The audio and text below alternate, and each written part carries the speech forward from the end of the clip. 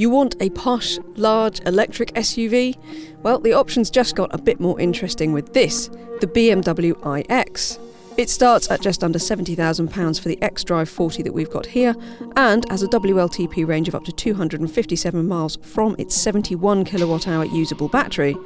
But there's a lot of competition in the large SUV class, not least this, the Audi e-tron. The Audi was one of the first of the big premium electric SUVs and has remained a popular option in the class. Go for the e-tron 55 Quattro that we have here and you're looking at prices from around £71,500, which gets you a WLTP driving range of 252 miles from an 86 kilowatt-hour usable battery. These two are very similar on price and range then, but they are, I think, quite different in character. I mean, for a start, the e-tron, even in black edition trim and in a really eye-catching colour that we've got here, it just looks like a much more conventional car. I think you could confuse this for one of Audi's other big SUVs quite easily, to be honest.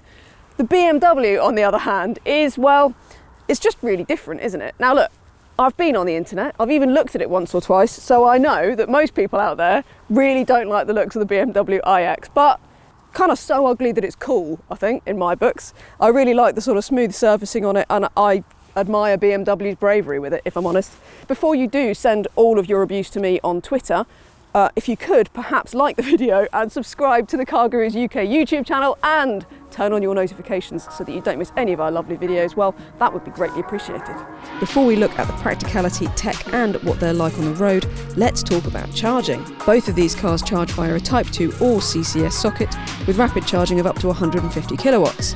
Good for an 80% battery in around 30 minutes or a 100-mile top-up in some 10 to 15 minutes. Bear in mind that the standard 50 kilowatt chargers that you routinely find in UK services will give you a much slower charge than that of a 100-mile top-up in around about 40 to 45 minutes. Plug in at a 7 kilowatt home wall box and you'll have a full battery in around 11 hours in the BMW or 13 hours in the bigger battery Audi.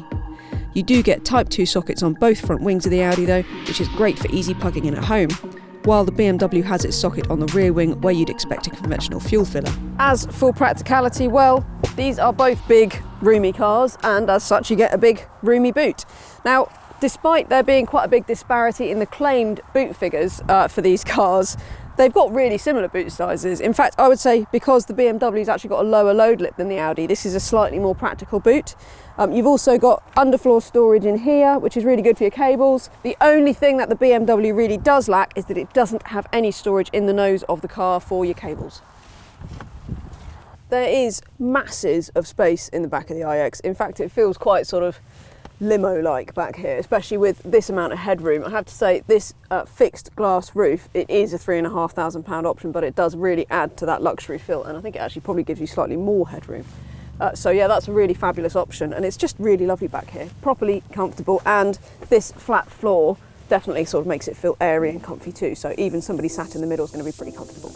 The claimed capacity of the e-tron's boot is an impressive 660 litres, but it's very similar in size to that of the BMW, and it has a slightly higher load lip. What the Audi does have is a small cubby in the nose of the car, which is ideal for cable storage.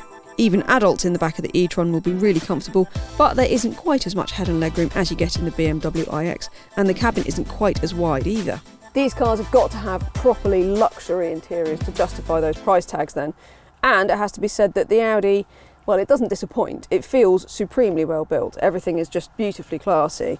Everything you touch and looks absolutely spot on. Of course, you do get really high levels of equipment. You get your heated leather seats with electric adjustment, you get your ambient lighting, you do get everything that you would expect as standard. That's really not a problem, but you can go really over the top with options and high-end trims with the e-tron.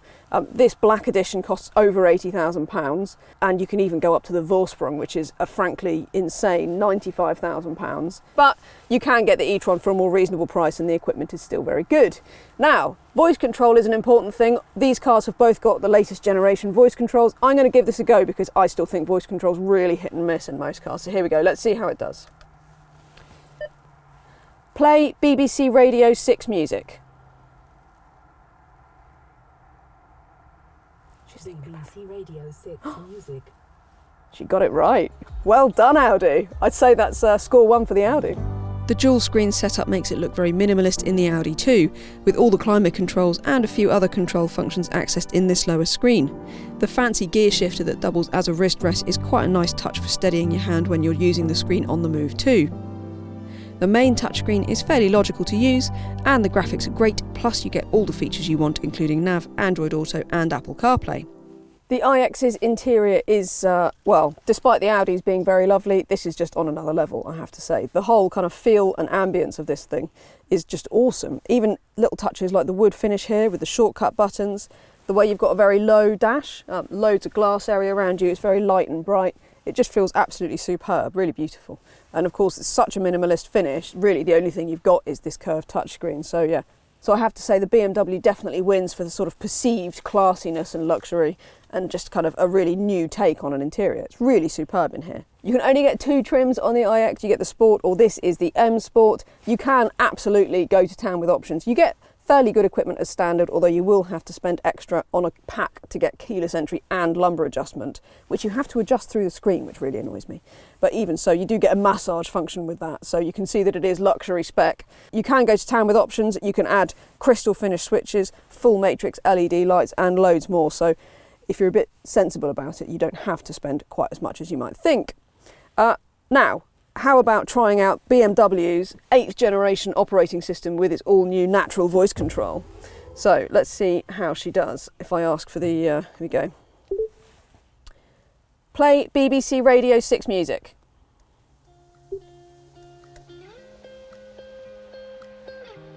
BBC Radio 6 music. These voice control systems are getting better, aren't they? The curved touchscreen really is the star of the interior in the iX.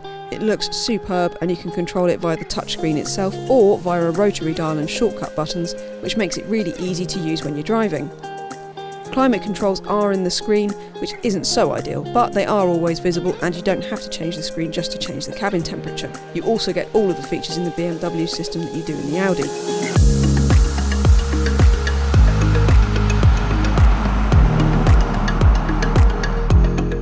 If you look at the on-paper figures for the iX, you might be a bit underwhelmed if you're expecting Tesla-style mad performance. So this xDrive 40 that we've got here does 0 to 62 in 6.1 seconds.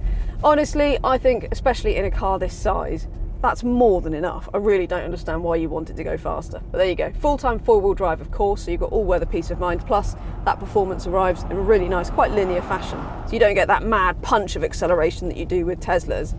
But it still feels really quick enough and actually quite good fun, because the handling on this is lovely. And if you do decide to really kind of enjoy a decent road in the iX, you can stick it in Sport and it does handle really well. You do have to push it quite hard, I think, to find that sort of sports SUV edge. Most of the time it just feels like it wants to be driven very sedately, and I'm all for that, really. This does balance something of a sort of X5's handling with an X7's sense of luxury and refinement, which is what BMW's going for. Doesn't feel like a sports SUV though, the iX, I have to say. Certainly not this version. It's just really comfortable and refined. This is on standard passive suspension, which sometimes it does pick up sort of high frequency stuff in the road surface. Most of the time it's really comfortable, really refined, despite being on standard 21-inch alloys, which is a bit mad, isn't it? If you do want more performance, or indeed more range, there are options in the iX. So you can get the xDrive 50, that's got a range of up to 379 miles, but you're paying £30,000 more compared to the equivalent xDrive 40 to get that extra range and extra performance. Now, you get the carbon fibre construction in the iX, you get that carbon fibre cage. You can see bits of it, bare carbon fibre around the doors when you open them, which is looks really cool. That saves around about 200 kilos over the e-tron, and that shows in the efficiency of the car as well. So you're going to get somewhere around about 2.5 to maybe 3 miles per kilowatt hour in the iX without trying too hard. So basically that translates to a range of around about 180 miles in the winter if you're on the motorway. And I'd say you're probably going to get very close to that claimed range in the summer in slower driving, maybe more like 230 to 240 miles realistically. I would also say that actually you can tow 2.5 tons with this car, which is really good news, because EVs have been really bad for towing until recently, and finally they're starting to come out with some decent sort of high tow capacities. The adaptive regen in the iX, it's very good generally. It bleeds in nice and smoothly. You learn to trust it and just live with it, and you don't even really think about it. But sometimes it gets a bit caught out by a parked car that you're going around in town, that kind of thing. So you do need to be a little bit aware of that. I've been caught out a couple of times where it's done something that I'm not expecting it. So that's one little niggle. And while we're on little niggles, this steering wheel, I'm sorry, I know it looks kind of cool and futuristic, but it's just BMW reinventing the wheel. I just like a round steering wheel is fine. This peculiar shape feels odd sometimes when it runs through your hands. It's just not necessary. So there you go. It's a bit of a gimmick, I reckon. Even so, I love the iX. I think it drives wonderfully and it is efficient by SUV standards and just an absolute delight to drive.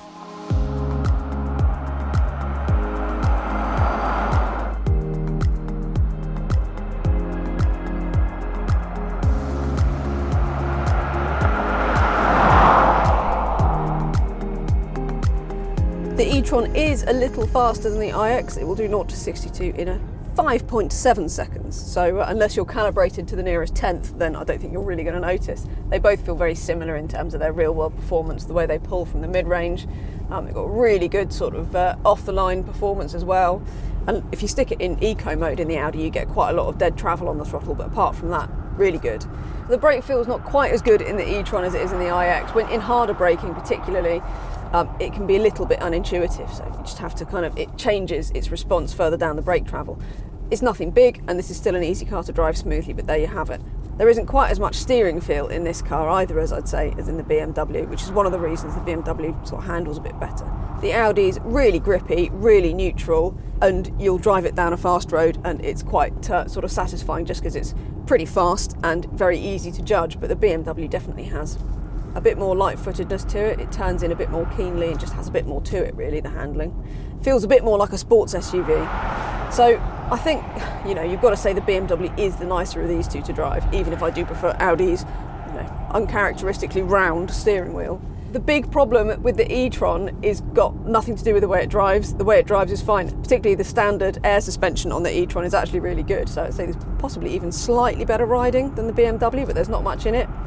The big problem with the e-tron is its efficiency. It's got a much bigger battery than the iX, and yet you're getting a very similar real-world range of between about 180 miles up to maybe 220 at a push. It's really disappointing, the efficiency in the e-tron, and it dates the car as well. It's only a few years old, but technology has moved on a lot already, as the iX shows. There's plenty to like about the e-tron. It feels seriously lavish and is quite lovely to drive, but it's a shame that it's just not more efficient and that it just feels a bit ordinary next to the iX.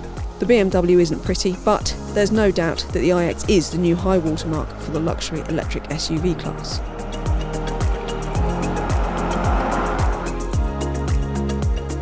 Don't forget to head to cargurus.co.uk for a whole host of fantastic used cars, and we'll even tell you what's a good deal and what isn't.